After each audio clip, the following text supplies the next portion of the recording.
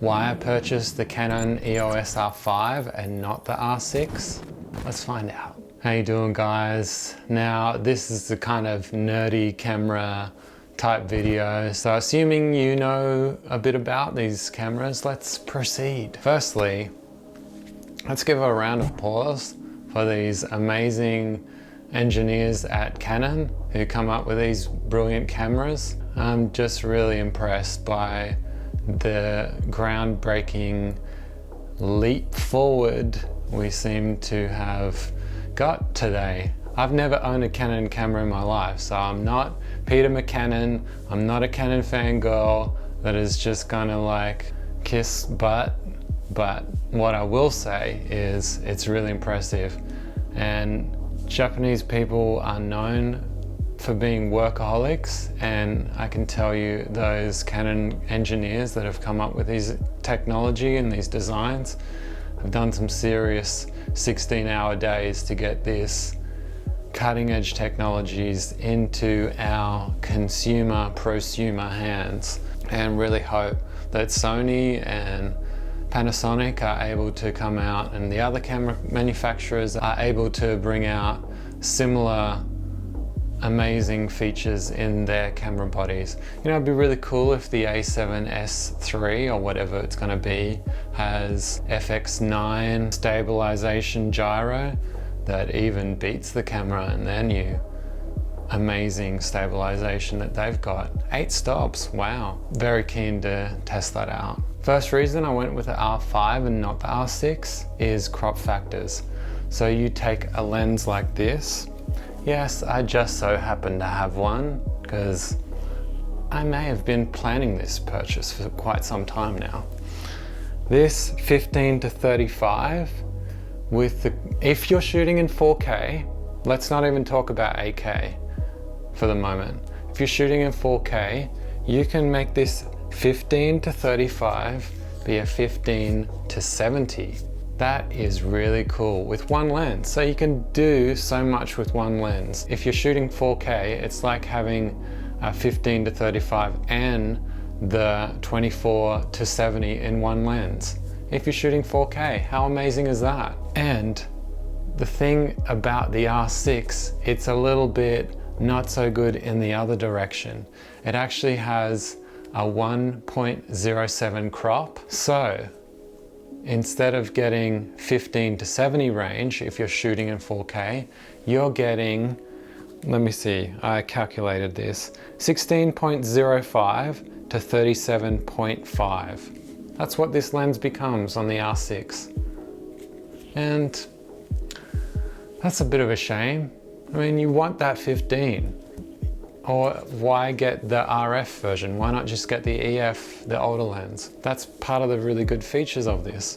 So it's a little bit disappointing. It's not to say that you won't get the 15mm in stills, but still, it's a little bit of a disappointment for me. And to add to that, the crop gets bigger as the mils get bigger, and maybe that's a good thing. So if you had an 85mm, that would be a 90.95, I think. That skewed my decision towards the R5. Weight difference.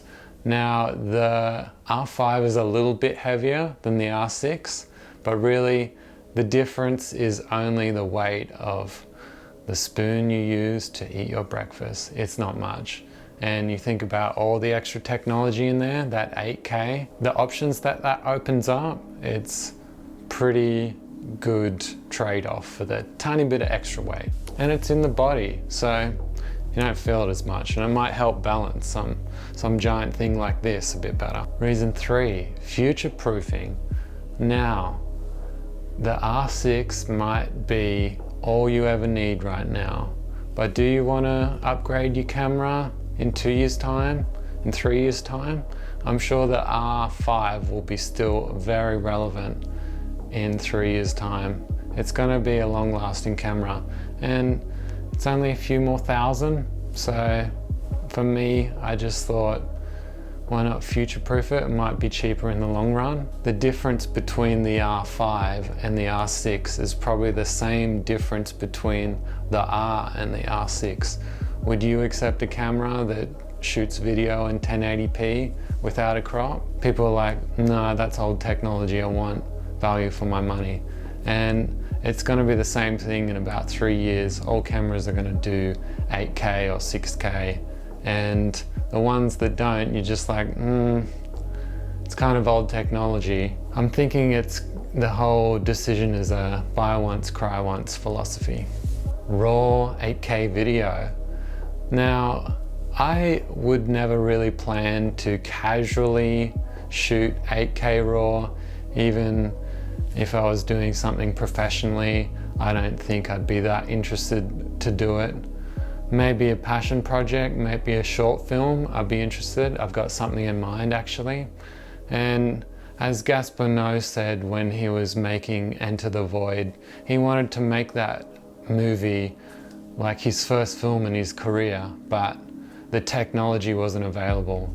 And I feel like that could be a thing with this camera. It opens up a few options, this technology. Also, I like to do hybrid stuff, and it's really hard to get your head in a space where you're gonna be doing both things. I'll just run this clip that we shot on Saturday. There's a really nice scene in the middle of the road which would have been perfect to get a still from this motion footage, and you can't always take a picture the same way you shoot a video. Sometimes you're on a gimbal and you're just in the moment and it's flowing, and if you see something good coming and you don't want to choose between either, then just click it into 8K and you don't have to choose. Yeah, it's going to be a bit more work in post, but if you like playing around with options in post like I do, it's kind of fun. For video, don't forget you're going to need something like this, the IPB file format. Now, I'm not sure I'm going to like that on the R6. There's going to be a lot more options to record on the R5, so I can kind of find a medium where I'm going to be happy with file size. I still definitely feel like I'll be shooting mostly in 4K on this camera, but I'll have more options, and the 120p 4K is something I must try out. Now, like we got rid of the A7 III for the Olympus EM5 Mark III that I'm shooting this on, are we going to get rid of our current camera for the Canon?